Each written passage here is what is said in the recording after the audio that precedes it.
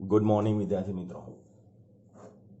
મિત્રો આપણે grouping of registers એટલે કે અવરોધોના શ્રેણી અને સમાંતર એટલે કે એના મિશ્ર જોડાણોમાં કેવી રીતે કોઈ પણ બે બિંદુઓ વચ્ચે સમતુલ્ય અવરોધ આપણે શોધી શકીએ છીએ એના આપણે થોડા ક્વેશ્ચન્સ આપણે જોવા જઈ રહ્યા છીએ. તો તમે પહેલો ક્વેશ્ચન જોઈ રહ્યા છો કે નીચે દર્શાવેલ પરિપથમાં એ અને બી વચ્ચેનો અસરકારક અવરોધ શોધો. તો સૌથી પહેલા તો એ અને બી ક્યાં છે આખા પરિપથમાં એ જોઈ લો તમે. તો કે એ અહીંયા છે અને બી અહીંયા છે, રાઈટ. હવે તમારે જોવાનું છે કે જુઓ બી જે છે ને એ આ વર્તુળ છે ને એના પરિઘ પરનું બિંદુ છે. તો ધેટ મીન્સ કે આ બી બિંદુ છે, આખા પરિપથ છે, આખા પરિપથની અંદર આ બિંદુ જો બી હોય, આ બિંદુ બી હોય તો આ પણ તમારું બિંદુ મિત્રો બી જ થાય, આ બિંદુ પણ તમારું બી જ થાય અને આ પણ તમારું બી બિંદુ જ થાય. કારણ કે આ બિંદુ બી આપેલું છે તો પરિઘ ઉપરના તમામ બિંદુને આપણે બી તરીકે કન્સિડર કરીએ છીએ. તમારે એ અને બી વચ્ચેનો સમતુલ્ય અવરોધ શોધવાનો છે અને આ વર્તુળનું જે સેન્ટર છે એ આપ્યું છે સી. તો હવે તમે જુઓ ધ્યાનથી આખા પરિપથને કેવી રીતે વિઝ્યુલાઇઝ કરવાનું છે કે બી અને સી વચ્ચે ટોટલ કેટલા અવરોધ છે પહેલા એ શોધી લો. તો કે બી અને સી વચ્ચે જુઓ એક આ અવરોધ છે, બી અને સી વચ્ચે એક આ અવરોધ છે, બી અને સી વચ્ચે એક આ અવરોધ છે, બી અને સી વચ્ચે એક ત્રીજો અવરોધ. તો બી અને સી વચ્ચે ત્રણ જે અવરોધો છે એકબીજા સાથે કેવા છે? સમાંતરમાં છે. તો આપણે શું કરીશું, આ ત્રણ અવરોધ જે છે એનો સમતુલ્ય પરિપથ આપણે બનાવીએ છીએ, રાઈટ. જો હું આ જે છે એને નંબર 1 આને નંબર 2 આને નંબર 3 કહું તો આ તમારા નંબર 1 2 અને 3 થઈ ગયા અને આ જે પોઈન્ટ છે એ તમારો બી થઈ ગયો, રાઈટ. અને આ જે પોઈન્ટ છે એ તમારો સી થઈ ગયો, કારણ કે બી અને સી વચ્ચે ટોટલ 3 રેઝિસ્ટન્સ છે. હવે તમે જુઓ સી માંથી એક રેઝિસ્ટન્સ આ નીકળે છે એ સાથે કનેક્ટ થાય છે, તો અહીંયા આપણે સી સાથે એક રેઝિસ્ટન્સ કરી દઈશું. ધીસ ઇઝ સપોઝ સે ધીસ ઇઝ નંબર 4. તો ધીસ ઇઝ નંબર 4. તો એ જે છે સી અને એ ની વચ્ચે છે. તો આ જે છે ને આપણો એ અને બી વચ્ચેનો સમતુલ્ય પરિપથ થયો આનો. તો હવે તમે જુઓ કે જો તમામના રેઝિસ્ટન્સ સરખા હોય તો આ જે છે એ તમારો આર થશે અને આ જે ત્રણ છે એ ત્રણ એકબીજા સાથે સમાંતરમાં છે, તો એનો જે સમતુલ્ય છે એ તમારો r/3 થશે. So this is your point B, this is your point A. So RAB is equal to શું થશે? તો કે r અને r/3 શ્રેણીમાં છે તો r+r/3 આપણે કરીશું તો RAB જે છે એ આપણને મળશે, that is 4r/3. So our right answer is option C.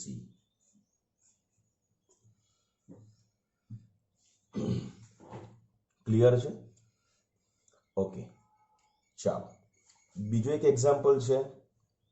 આકૃતિમાં દર્શાવેલ પરિપથમાં એ અને બી વચ્ચેનો અસરકારક અવરોધ કેટલો થાય? એ અને બી, તો પહેલા તો ફાઇન્ડ આઉટ કરો એ અને બી ક્યાં છે. તો એ અને બી આ રહ્યા વિદ્યાર્થી મિત્રો. તો તમે જુઓ એ અને બી જે છે, હંમેશા એક બેઝિક વસ્તુ એ છે કે જ્યારે કોઈ પણ પરિપથમાં કોઈ પણ બે બિંદુ વચ્ચેનો સમતુલ્ય અવરોધ શોધવો હોય ને તો એ બે બિંદુ વચ્ચે તમારે બેટરીને કનેક્ટ કરેલી છે એવું વિઝ્યુલાઇઝ કરવાનું. સો આપણે એ અને બી સાથે એક બેટરી કનેક્ટ કરીશું તો શું થશે? તો કે એમાંથી કરંટ પાસ થશે, રાઈટ. તો એમાં અહીંયા હવે તમે જુઓ કે હું આ પરિપથ સાથે અહીંયા એક બેટરી કનેક્ટ કરેલી વિચારું તો એ બેટરી હું સ્ટાર્ટ કરીશ તો કરંટ જનરેટ થશે. તો એ કરંટ જશે અહીંયા, રાઈટ. એ કરંટ જશે અહીંયા, રાઈટ. અને એ કરંટ ઓલસો અહીંયાથી પાસ થશે. હવે અલ્ટિમેટ ગોલ શું હોય છે? કિર્ચોફનો નિયમ એવું કહે છે કે આપણે જ્યારે આને અહીંયાથી આમ કનેક્ટ કરીશું અને આઈ નું સપોઝ નિર્માણ થાય છે, આ સમજવા માટે છે, બરાબર. બાકી કોન્સેપ્ટ બહુ ઈઝી છે. હવે અહીંથી આઈ કરંટ જનરેટ થશે તો એ આઈમાંથી કંઈક કરંટ અહીંયા જશે, કંઈક કરંટ અહીંયા જશે અને કંઈક કરંટ અહીંયા જશે. તો તમે જુઓ એ થી બી પર જવા માટે એક જ અવરોધ ફેસ કરવો પડે છે. જ્યારે આ માર્ગે એને જવું હશે તો એને એક અને આ બે રેઝિસ્ટન્સ એને ફેસ કરવા પડશે અને આ અહીંયાથી જશે તો પણ એને બે રેઝિસ્ટન્સ ફેસ કરવા પડશે. ધેટ મીન્સ કે અહીંયા રેઝિસ્ટન્સ ઓછો છે તો સ્વાભાવિક છે કે અહીંયાથી કરંટ ઓછો જશે અને અહીંયાથી જે કરંટ છે અહીંયા જે કરંટ છે એ અહીંયા રેઝિસ્ટન્સ ઓછો છે તો અહીંયા કરંટ વધારે જશે અને અહીંયા કમ્પેર ટુ કરંટ ઓછો જશે. હવે શું થાય છે કે ચલો સપોઝ આપણે ધારી લઈએ છીએ અહીંયાથી અહીંયા I1 કરંટ જાય છે, કેમ? તો કે એને એક જ રેઝિસ્ટન્સ ફેસ કરવો પડે છે. જ્યારે અહીંયાથી જશે ને તો એને બે રેઝિસ્ટન્સ ફેસ કરવા પડે છે. અહીંથી જાય છે તો પણ એને બે રેઝિસ્ટન્સ ફેસ કરવા પડે છે. એનો મતલબ એ કે અહીંયાથી અને અહીંયાથી જે કરંટ જશે ને એ કરંટ સરખો હશે. That is I dash. તો હવે સી પાસે આઈ કરંટ આવે છે, ડી પાસે આઈ કરંટ આવે છે, તો શું થશે? તો કે સી અને ડી બંને પર આવતો કરંટ જો સરખો હોય તો સી અને ડી વચ્ચે જે રેઝિસ્ટન્સ છે ને એના બંને પોઈન્ટ એટલે કે સી અને ડી બંને ઇક્વિપોટેન્શિયલ પોઈન્ટ તરીકે અહીંયા ગાડી ક્રિએટ થશે. ધેટ મીન્સ કે સી પાસે અને ડી પાસે પોટેન્શિયલ કેવું થઈ જશે? સરખું થઈ જશે. અને સરખું થઈ જશે તો સી થી ડી તરફ કે ડી થી સી તરફ કોઈ કરંટ પાસ નહીં થાય. એનો મતલબ એ કે સી અને ડી એટલે કે સી અને ડી વચ્ચે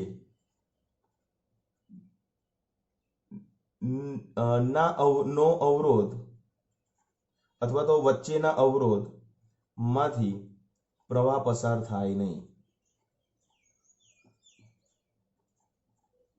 કારણ શું છે? કારણ ઇક્વી પોટેન્શિયલ પોઈન્ટ. સમાન સમસ્થિતિમાન બિંદુઓ થઈ ગયા એટલે સ્વાભાવિક છે ને કે સી ને ડી સેમ પોટેન્શિયલ પર હોય તો સી ને ડી માંથી કરંટ પાસ થાય નહીં. ધેટ મીન્સ કે આ રેઝિસ્ટન્સ હવે આપણા પરિપથમાં છે જ નહીં એવી રીતે કન્સિડર કરી એ અને બી વચ્ચેનો સમતુલ્ય અવરોધ શોધી નાખવાનો. તો હું તમને લોકોને આનો સમતુલ્ય અવરોધ બતાવું છું. જો એ અને બી વચ્ચે રેઝિસ્ટન્સ આ રહ્યો, this is your resistance between A and B. પછી એક બીજો છે એ આ આવશે. ધેટ મીન્સ કે આ તમારો આર થશે એટલે આ આર પ્લસ આર કેટલા થશે? ધેટ ઇઝ ટ્વાઇઝ આર થશે. તો this is your R, this is your twice R. અને બીજો એક રેઝિસ્ટન્સ આ થશે. This is again twice R, this is again twice R. તો હવે તમારે સમતુલ્ય અવરોધ શોધવો હોય તો 1/r is equal to 1/r plus 1/2r plus 1/2r.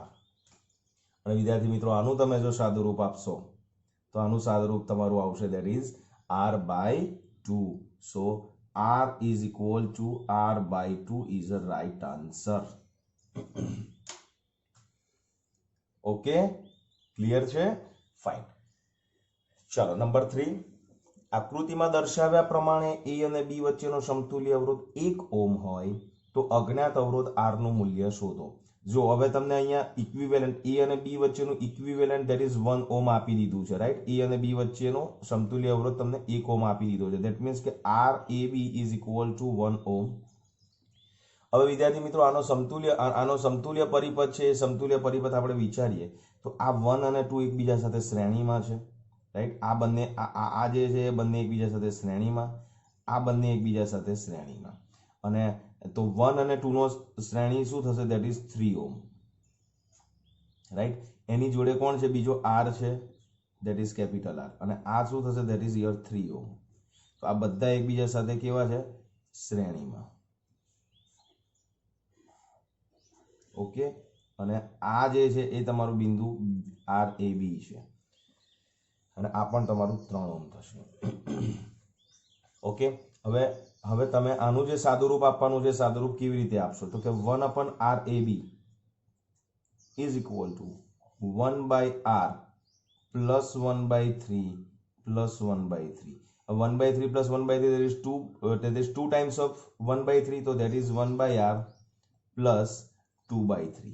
હવે આનું સાદુરૂપ તમારે આપવાનું છે. 1/RAB that is equal to 1 છે ઓલરેડી, તો 1/1 is equal to 1 અને which is equal to 1. આનો આપણે ક્રોસ ગુણાકાર કરીશું તો પણ ચાલશે. સો 3 plus twice R થશે ને? 3 plus twice R સાદુરૂપ તમે પણ આપી શકશો આમ તો એ રીતે તમે આપશો તો અહીંયા લખી દઉં છું 1/R plus 2/3. હવે લસા લઈ અને તમે આમાં R ની વેલ્યુ તમે લોકો શોધી નાખો. ઓકે, ક્લિયર છે? તો આ R ની વેલ્યુ તમારે શોધવાની. તો 1/R ને તમે સૂત્ર કરતા બનાવશો તો પણ ચાલશે. તો 1/R is equal to 1 minus 2/3. તો this is your 1/3. So what is your answer? So that is R is equal to 3 ohm is your answer. So right answer is B. And here right answer that is your R/2. Clear? તો આ રીતે તમારે આ questions ને બધાને સમજવાના છે ને સોલ્વ કરવાના છે. ઓકે,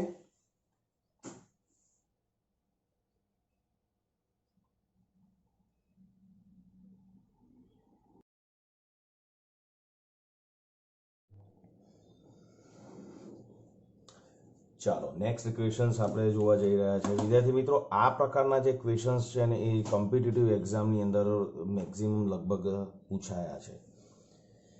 તો કંઈ ખાસ કરવાનું નથી. તમને કિર્ચોફના બીજા નિયમને તમારે સૌથી ફટાફટ રિમાઇન્ડ કરી લેવાનો છે. કિર્ચોફનો બીજો નિયમ શું હતો? તો કિર્ચોફના બીજા નિયમના જે બેઝિક પોઈન્ટ છે એને ડિસ્કસ કરીએ છીએ કે જ્યારે કોઈ પણ પરિપથમાંથી પ્રવાહ પસાર થતો હોય ને તો પ્રવાહની દિશા ઉપરથી તમે શું જસ્ટિફાઈ કરી શકો?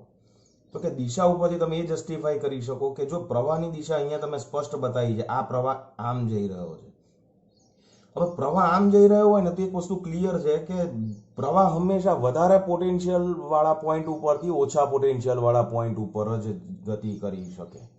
જેમ પ્રવાહી જેમ પાણી જે છે એ વધારે ઊંચાઈથી ઓછી ઊંચાઈ તરફ જ ગતિ કરી શકે અને હિમાલયમાંથી જ પાણી નીચે દરિયા સુધી આવે છે. બરાબર છે. દરિયાનું પાણી હિમાલયમાં જતું નથી, મોટર મૂકવી પડે. ક્લિયર? તો સૌથી પહેલા જે કિર્ચોફ આ જે ક્વેશ્ચન્સ છે ને એ ક્વેશ્ચન્સ બહુ જ અગત્યના છે. આવા ક્વેશ્ચન્સમાં કંઈ બીજું વેરિએશન આવવાનું નથી, પણ તમારે ખાલી એટલું યાદ રાખવાનું છે કે જો તમને આની અંદર કિર્ચોફના નિયમો જો તમને એપ્લાય કરતા આવડી ગયા ને તો તમે 100% સક્સેસફુલી સાચા આન્સર સુધી પહોંચી શકો છો. રાઈટ? તો કેટલી વસ્તુ યાદ રાખવાની છે? એક તો સૌથી પહેલા ચેક કરો કે પ્રવાહ કઈ ડિરેક્શનમાં છે. જો પ્રવાહ આ ડિરેક્શનમાં હોય ને તો ધેટ મીન્સ કે એ પર પોટેન્શિયલ વધારે છે, બી પર પોટેન્શિયલ ઓછું છે. ક્લિયર છે? આટલું તમને ક્લિયર થઈ જશે. ફાઇન. હવે તમારે બીજું શું કરવાનું છે? જો એક પ્રવાહની ડિરેક્શન પરથી આ જસ્ટિફાઈ કરવાનું. બીજું કે પ્રવાહની દિશામાં તમે આ મુસાફરી આપણે એ થી બી તરફ કરવાના છે. તો તમારે યાદ રાખવાનું છે એની સંજ્ઞા પ્રણાલી કે જો પ્રવાહની દિશા અને મુસાફરીની દિશા એક જ હોય તો I અને R નો ગુણાકારથી જે વિદ્યુત સ્થિતિમાન મળે છે એ સ્થિતિમાન તમારે ઋણ લેવાનું, અને જો દિશા પરસ્પર વિરુદ્ધ હોય તો એ IR નો ગુણાકાર તમારે ધન લેવાનો.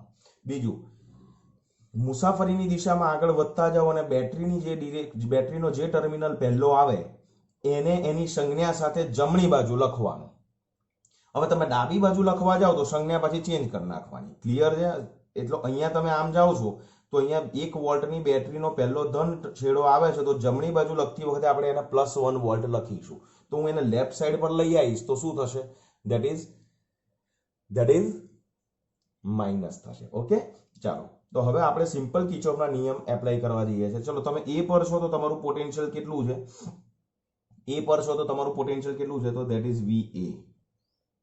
ઓકે, તમે VA પોટેન્શિયલ લઈને નીકળ્યા. હવે પ્રવાહની દિશા જુઓ, આમ છે. પ્રવાહ મુસાફરીની દિશા પણ આમ છે. તો 2 એમ્પિયર 1/4 ઓહમમાંથી પસાર થાય તો એનો IR માઇનસ આવશે, એટલે VA માઇનસ 2 × 1/4. ઓકે, હવે વચ્ચે બેટરી આવી, પણ આપણે બેટરીનું પોટેન્શિયલ નિયમ પ્રમાણે શું લખીએ છીએ? જમણી બાજુ લખીએ છીએ. તો અહીંયા 1 વોલ્ટ કઈ બાજુ આવશે? બેટરીનો પહેલો છેડો આવ્યો પ્લસ, તો જમણી બાજુ +1 વોલ્ટ લખીશું. તો એને ડાબી બાજુ લાવીશું તો કેવું આવશે? -1 વોલ્ટ. રાઈટ? આ -1 વોલ્ટ. પછી અહીંયા આવશે 1/4 ઓહમમાંથી 2 એમ્પિયરનો કરંટ જાય છે તો અગેન માઇનસ આવશે. So that is 2 × 1/4. અને ઇઝ ઇક્વલ ટુ ક્યાં પહોંચ્યા? બી પર પહોંચ્યા. તો બી પરનું પોટેન્શિયલ કેટલું છે? VB. હવે તમને અહીંયા શું શોધવાનું કહ્યું છે? એ અને બી વચ્ચેનો પોટેન્શિયલ ડિફરન્સ. તો VA - VB કરવાનું છે. તો VB ને આ બાજુ લાવો, પેલી બધી વસ્તુ પેલી બાજુ મૂકી દો. તો VA - VB is equal two 2/1/4, that is 1/2. એ પેલી બાજુ જશે, +1 પેલી બાજુ જશે, -1/2 પેલી બાજુ જશે, તો 1/2. So VA - VB શું આવશે? That is equal to 1 + 1/2 + 1/2, that is 2 volt. So answer is 2 volt. જો આને તમે આ રીતે પણ લખી શકો છો. રાઈટ? અને આ વસ્તુ તમે પેલી રીતે ટેવાયેલા છો કે ના સર અમને તો બેટરી છે અને જમણી બાજુ જ લખવાનું ફાવે છે, તો તમે તો તમારું એક સ્ટેપ આ રીતે હોઈ શકે છે. જો ખાલી સમજવા માટે VA એઝ ઇટ ઇઝ લખી દો, -2 કૌંસમાં 1/4 લખી દો. બેટરી આવે છે, હમણાં ભૂલી જાઓ. બીજું એક રેઝિસ્ટન્સ આવે, ધેટ ઇઝ -2 કૌંસમાં 1/4 લખી દો. હવે IR બધા પતી ગયા, ઇઝ ઇક્વલ ટુ કરી દો. હવે બેટરીનો કયો છે? +1 વોલ્ટ છે, તો અહીંયા +1 વોલ્ટ કરી દો, અને અહીંયા VB છે તો અહીંયા +VB કરી દો. તો આ રીતે કરી દો. તો મેં અહીંયા -1 ને આ બાજુ ડાયરેક્ટ લઈ આવ્યો છું વિચારીને અહીંયા. તો સેમ જ થવાનો છે, કોઈ પ્રોબ્લેમ થવાનો નથી. આન્સરમાં કોઈ ફરક પડે નહીં. ક્લિયર? તો તો આ રીતે તમારે એના આન્સર્સ આપવાના છે. ઓકે, ચાલો સેમ ક્વેશ્ચન્સ છે તમારો આ ક્વેશ્ચન. ચલો અહીંયા શું કહ્યું છે, નીચે આપેલ પરિપથમાં બી બિંદુ પાસેનું સ્થિતિમાન વીબી તમારે 0 લેવાનું છે. જો અહીંયા વીબી ઓલરેડી તમને 0 આપી દીધું છે, રાઈટ. તો અહીંયા પોટેન્શિયલ વીબી છે, આ પોઈન્ટ છે એ તમારો એ છે, તો અહીંયા પોટેન્શિયલ વીએ છે અને અહીંયા પોટેન્શિયલ વીબી છે. ઓકે, તો કોઈ પણ બે બિંદુ વચ્ચે તમે લખી શકશો. તમને હવે અહીંયા શોધવાનું શું કહ્યું છે કે નીચે આપેલ પરિપથમાં બી બિંદુ પાસેનું સ્થિતિમાન વીબી 0 હોય તો એ અને ડી પાસેના સ્થિતિમાન અનુક્રમે શોધો. So you have to find out V A and V D. હવે વીએ અને વીડી તમે કેવી રીતે શોધશો? બરાબર છે. હવે મેઇન વસ્તુ એ છે કે તમારે વીએ અને વીડી બે શોધવાના છે. તો વીએ અને વીડી તમે કેવી રીતે શોધશો? તો જુઓ, વીબી ઓલરેડી 0 છે, બરાબર. તો અહીંયા તમે આ જે પોર્શન છે ને હું બતાવું છું એ જોજો, હું તમને બતાવું છું. તમે ખાલી આટલામાં કિર્ચોફનો નિયમ લાગુ પડો, આટલામાં. તો વીએ થી સ્ટાર્ટ થાય આપણી જર્ની. વીએ લઈને નીકળ્યા, માઇનસ 1.5 ઇન્ટુ 1, તો 1.5 ઇન્ટુ 1 અને સીધો બી આવી ગયો. તો અહીંયા લઈ લો VB. Now what is your VB? તો કે VB that is given in your question is equal to 0. So what is your VA? So VA is equal to 1.5 into 1. પેલી બાજુ જશે તો plus 1.5 volt. So this is your VA.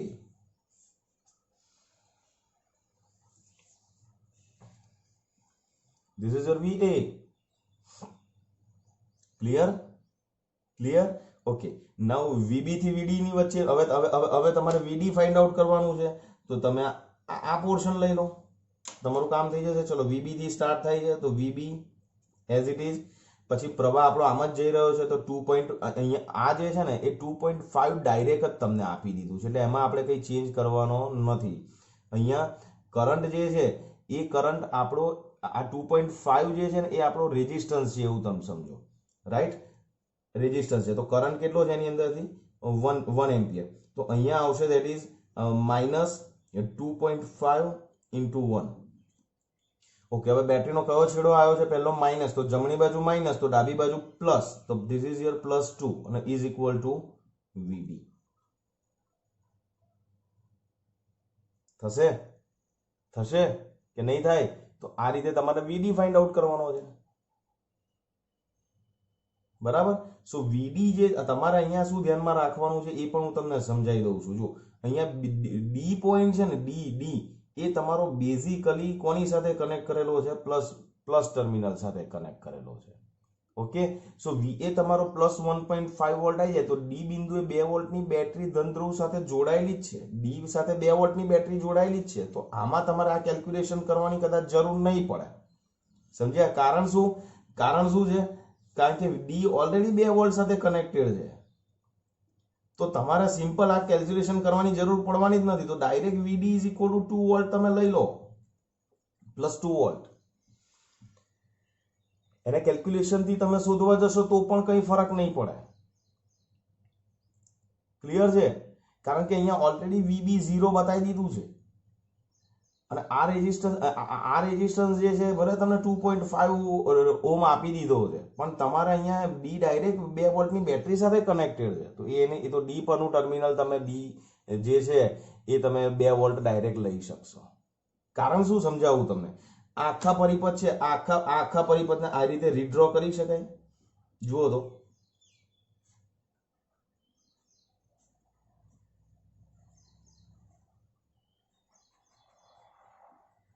આ D point છે અને બી point આ રહ્યો, right. તો ડી જે છે બી પોઈન્ટ આ રહ્યો અને વચ્ચે તમારો 2.5 ઓહ્મનો રેઝિસ્ટન્સ છે. ઓકે, હવે અહીંયા પોટેન્શિયલ 0 છે. અત્યારે આની અંદર શું થયું? આપણે શું કર્યું? 2.5 સાથે 1 કન્સિડર કર્યા, પણ એ ન કરાય. કેમ? કારણ કે બી પાસે પોટેન્શિયલ જ નથી. તો અહીંયા પોટેન્શિયલ નથી તો અહીંથી કરંટ આમ આવવાનો જ નથી. તમે સમજ્યા? બી પાસે પોટેન્શિયલ છે, જે આપણે અહીંયા જે આ કેલ્ક્યુલેશનમાં લીધો -2.5 into 1 એ લેવાની જરૂર નથી આપણે. કેમ? એ ન લઈ શકાય. મેં લઈ લીધું છે પણ એ ન લેવાય. કેમ? કારણ કે બી પાસે પોટેન્શિયલ 0 છે તો અહીંથી કરંટ જવાનો જ નથી, કરંટ આમ જ આવવાનો છે. હવે જુઓ, ડી અને બી, આ બી પાસે પોટેન્શિયલ 0 છે તો આનું પોટેન્શિયલ 0 વોલ્ટ છે, આનું 2 વોલ્ટ છે અને એની વચ્ચે કોણ છે? 2.5 ઓહ્મનો અવરોધ છે. તો આ આપણો પરિપથ થયો આને રિગાર્ડિંગ. આ જે છે ને આ એનો સમતુલ્ય આ થયો. તો તો ડી ના બે છેડા વચ્ચેનો પોટેન્શિયલ ડિફરન્સ તમને +2 વોલ્ટ ડાયરેક્ટ જ મળી ગયો. હા, અહીંયા માઇનસ ટર્મિનલ હોત તો તમારો જવાબ આવતો -2 વોલ્ટ. ક્લિયર? સો આ રીતે આન્સર આવશે. તો your right answer is VA is equal to +1.5 +1.5 અને +2 volt. So your answer is final answer is capital D. Fine. Okay, ચાલો. એવો જ ફાઇન ત્રીજો ક્વેશ્ચન છે. નીચે આપેલી આકૃતિમાં VA - VB કેટલા વોલ્ટ હશે? ઓકે, ચાલો. હવે તમે જુઓ કે અહીંયાથી કરંટ આવી રહ્યો છે 1.4 એમ્પિયર, અહીંયા જઈ રહ્યો છે 0.7 અને અહીંયા જઈ રહ્યો છે 0.7. કેમ અડધો અડધો કરંટ કર્યો? તો તમે જુઓ કે અહીંયા 3 ઓમ ને અહીંયા 4 ઓમ, તો અહીંયા ટોટલ કેટલો અવરોધ થયો? 7 ઓમ થશે વિદ્યાર્થી મિત્રો. અહીં પણ 4 અને 3 7 ઓમ થશે. તો પ્રવાહનું વિભાજન કેવું થાય? અવરોધ સરખો હોય તો પ્રવાહનું વિભાજન કેવું હોય? સરખું. તો અહીંથી 1.4 જાય તો અહીંયાથી બહાર કેટલું આવશે? 1.4 એમ્પિયર બહાર આવશે જ. હવે તમને શોધવાનું કહ્યું છે VA અને VB, A અને B વચ્ચેનો પોટેન્શિયલ ડિફરન્સ. તો where is your point A અને where is your point B? તો this is your point A and this is your point B. તો VA - VB આપણે ફાઇન્ડ આઉટ કરવાનું છે. તો આપણે કંઈ નથી કરતા. સૌથી પહેલા આ જે ભુજા છે ને એની અંદર કિર્ચોફનો નિયમ એપ્લાય કરીએ છીએ. તો C પાસેનું પોટેન્શિયલ આપણને ખબર છે, ધેટ ઇઝ VC. ઓકે, આમાંથી કરંટ કેટલો જાય છે? 0.7 અને 3 ઓમમાંથી જાય છે અને પ્રવાહની દિશા અને મુસાફરીની દિશા એક જ છે. તો અહીંયા આવશે VC માઇનસ 0.7 ઇન્ટુ 3 અને ક્યાં પહોંચ્યા આપણે? A પર પહોંચ્યા. તો that is your VA. Okay, ચાલો. એવી રીતે હવે આપણે આ લઈશું. તો VC minus 0.7 into 4 is equal two VB. તો હવે VA - VB શોધવાનું છે. તો VA માંથી VB એટલે કે આ સમીકરણમાંથી આ સમીકરણ બાદ કરીએ. તો VA - VB is equal to શું આવશે? તો કે VC માઇનસ 7 તારી 21 એટલે કેટલું થશે? -2.1 -2.1. ચલો માઇનસ કરીશું, VB બાદ કરો એટલે -VC અને માઇનસ માઇનસ પ્લસ, તો that is 2.8. Right? So VA - VB જે છે એ તમને મળશે, that is 0.7 volt. So this is your right answer, C. Clear? તો આ રીતે આ તમારા ક્વેશ્ચન્સ તમારે કામ લાગશે. કોમ્પિટિટિવમાં પણ કામ લાગવાના છે અને સાથે સાથે બોર્ડની એક્ઝામમાં પણ કામ લાગવાના છે. ઓકે, સો પ્રેક્ટિસ કરી લેજો. ઘણા ક્વેશ્ચન્સ તમને રેફરન્સ બુકમાં મળી જશે. જોજો, એમાં બેઝિક આ જ કોન્સેપ્ટ તમારે એપ્લાય કરવાના આવશે, બીજું કંઈ આવશે નહીં. ઓકે,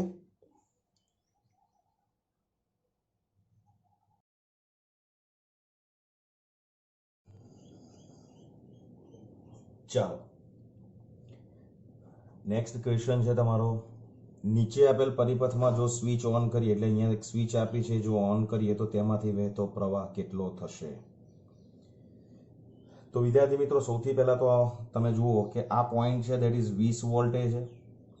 આ પોઈન્ટ જે છે ધેટ ઇઝ 5 વોલ્ટેજ છે અને આ ગ્રાઉન્ડ કરેલો છે, ધેટ મીન્સ કે આ જે છે એ તમારો 0 વોલ્ટેજ છે. ઓકે, હવે શું થાય છે? O એ તમારું જંકશન છે. હવે તમારે કુલ પ્રવાહ શોધવાનો છે. તો આપણે કન્સિડર કરીએ છીએ કે અહીંયાથી જે પ્રવાહ પસાર થાય છે ને એ I1 છે, કારણ કે સ્વાભાવિક છે 20 થી 0 તરફ પ્રવાહનું વહન થાય. એવી રીતે 5 વોલ્ટ છે એની બેટરી સ્ટાર્ટ થશે તો એ I2 નિર્માણ કરશે અને એ I1 અને I2 જે છે એ અહીંયા નીચે આવશે તો એ I3 નું નિર્માણ કરશે. રાઈટ? ક્લિયર છે? તો હવે આપણે એક વસ્તુ લખી શકીએ છીએ અહીંયા આગળ કિર્ચોફના પ્રથમ નિયમ પરથી કે I1 plus I2 is equal two I3. So we have to find out. આપણો ક્વેશ્ચન શું થઈ ગયો? આપણે I3 શોધવાનું છે, કુલ પ્રવાહ. બરાબર? ચાલો, હવે I1 I2 કેવી રીતે શોધીશું આપણે? તો સૌથી પહેલા કિર્ચોફનો, જો આ O છે એ જંકશન છે, જંકશન પાસેનું પોટેન્શિયલ આપણે ધારી લઈએ છીએ સપોઝ V વોલ્ટ. તો હવે આપણે આને આપણે કિર્ચોફનો નિયમ લાગુ પડીએ છે, આને. રાઈટ? તો 20 વોલ્ટ થી જર્ની સ્ટાર્ટ કરીએ તો 20 વોલ્ટ એઝ ઇટ ઇઝ -2 ઓમ છે અને I1 છે એટલે -2I1 અને which is equal to V. Right? તો I1 ને સૂત્ર કરતા બનાવો તો I1 ઇઝ ઇક્વલ ટુ શું બનશે? I1 ઇઝ ઇક્વલ ટુ બનશે 20 ઓછા V છેદમાં 2. ક્લિયર? એવી રીતે આને કિર્ચોફનો બીજો નિયમ એપ્લાય કરો. રકમ તમારે શરૂઆતમાં ડ્રો કરી લેવાની, કારણ કે હું સ્કેચપેન ડ્રો થી તમને બતાવું છું એ વખતે એવું ના થાય કે સર હવે રકમ નથી વંચાતી, તો શરૂઆતમાં ડ્રો કરી લેવાની આપણે, બરાબર છે. ચલો અહીંથી જર્ની સ્ટાર્ટ થાય તો 5 volt as it is minus 4i2 અને which is equal to junction પાસેનું પોટેન્શિયલ V. સો i2 ને સૂત્ર કરતા બનાવીએ તો i2 બનશે આપણો 5 minus V divided by 4. Okay, ચાલો હવે આપણે આને બનાવવાનું છે. તો O પાસેથી જર્ની સ્ટાર્ટ થાય છે આપણી, that is V minus 2i3 is equal two 0. So what is your i3? So i3 is equal two આવશે તમારું V બાય 2. ક્લિયર? તો હવે હવે આ i1 i2 i3 ની કિંમત અહીંયા મૂકી દો ઇક્વેશન 1 માં. સમીકરણ 1 માં i1 i2 i3 ની કિંમત મૂકો અને એના પરથી V શોધો, કેપિટલ V. અને કેપિટલ V છે ને તમને અહીંયા આગળ ઓલમોસ્ટ 9 વોલ્ટ મળશે. That calculations done by you, તમારે કરવાની છે, હું નહીં કરું. અને V is equal to 9 volt મળશે તો અહીંયા V 9 વોલ્ટ મૂકીશું તો આપણને i3 મળી જશે. So i3 that is equal to V by 2 અને V by 2 that is 9 by 2. So I3 that we get 4.5 ampere. So our right answer is that is B. Okay, બોલો કઈ doubt છે અહીંયા સુધી? કોઈને અહીંયા સુધી ડાઉટ? આઈ હોપ કે કોઈ તમને ડાઉટ નહીં જ હોય, રાઈટ?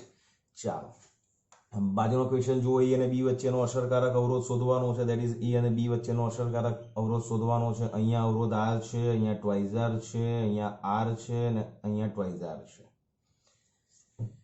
ઓકે, હવે તમે જુઓ આ આખી જ વસ્તુને કેવી રીતે સોર્ટ આઉટ કરીએ છીએ આપણે, કે આ B અને D એક જ છે.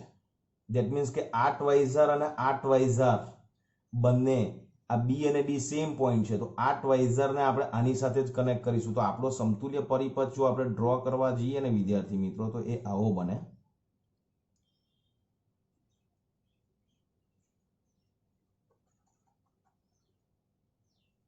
સો this is your R, this is your twice R, this is your R. આ પોઈન્ટ આપણું એઝ ઇટ ઇઝ લખીએ છીએ A, આ પોઈન્ટ લખીએ છીએ C, આ પોઈન્ટ લખીએ છીએ B અને D ભેગા થઈ જાય છે તો એ B અને ટ્વાઇઝર ને અહીંયા લઈને આવે છે. ધેટ મીન્સ કે આપણે એને આવી રીતે લઈએ છીએ. સો this is your B and D અને this is your twice R. Okay, હવે તમારે E અને B વચ્ચેનો સમતુલ્ય અવરોધ શોધવાનો છે. તો E અને B વચ્ચેનો સમતુલ્ય અવરોધ શોધશો તો ધીસ ટ્વાઇઝર અને આ ટ્વાઇઝર ધેટ ઇઝ યોર R, કારણ કે એકબીજા સાથે સમાંતરમાં છે. સો આનો સમતુલ્ય અવરોધ જે છે કેટલો થઈ જશે? R થઈ જશે. તો આને આપણે રીડ્રો કરીએ છીએ. This is your R, this is your R and this is your R. Now this is your A and this is your B. So R and R that is twice R થશે અને A twice R જે છે એ આ R સાથે કેવા છે? સમાંતરમાં છે. તો RAB is equal to આવશે twice R into R divided by 3R. 1 R gets cancelled, so answer is 2 by 3R. So your answer is C. બોલો કઈ ડાઉટ છે વિદ્યાર્થી મિત્રો અહીંયા? ફાઇન. હવે થોડોક ડિફરન્ટ ના કહી શકાય પણ કંઈક અલગ રીતે પૂછ્યો છે. 4 ઓહ્મ અવરોધ ધરાવતા 3 અવરોધોને 4 ઓહ્મ 4 ઓહ્મ 4 ઓહ્મ ને આકૃતિમાં દર્શાવ્યા પ્રમાણે જોડેલા છે. ડી બિંદુ આ રહ્યું કે ડી બિંદુ પાસે 4 ઓહ્મનો અવરોધ બે ભાગમાં વહેંચાતો હોય. ધેટ મીન્સ તમે જુઓ આ ડી બિંદુ છે ને એ આ અવરોધનું સેન્ટર છે. ધેટ મીન્સ કે આ 4 ઓહ્મના અવરોધનું સેન્ટર કરીશું તો એ 2 ઓહ્મના શ્રેણી જોડાણમાં બનાય. તો આને આપણે આ એક છે ને આ એ અને તમારે એ અને ડી વચ્ચે શોધવાનું છે, રાઈટ? એ અને ડી વચ્ચે. તો આ એ નો આ જે છે આ જે તમારી લાઈન છે એ આ લાઈન છે આ રહી એને ઉંચકીને આપણે એને આમ ફેરવી દઈશું, બરાબર? તો તમારો એ જે છે એ આ રહ્યો. હું તમને આખી આકૃતિ ફરી રીડ્રો કરું છું, જોજો. This is your 4 ohm. Okay, આ જે 4 ઓહ્મ છે ને એને 2 ઓહ્મમાં વિભાજિત કર્યું. આ 2 ઓહ્મ થાય અને એનું સેન્ટર જે છે એ તમારું ડી આ રહ્યું, રાઈટ. અને આ તમે જુઓ અહીંયા ઓલરેડી તમારું 4 ઓહ્મ છે. ચાલો, હવે કોઈ મને કહી શકશે કે કેવી રીતે સોલ્યુશન આવશે? તો કે આ 4 અને 2 એકબીજા સાથે શ્રેણીમાં, આ 4 એકબીજા સાથે શ્રેણીમાં, તો 4 ને 2 6, 4 ને 2 6, 6 6 એકબીજા સાથે શ્રેણીમાં. તો આપણો સમતુલ્ય પરિપથ આવશે આ રીતે.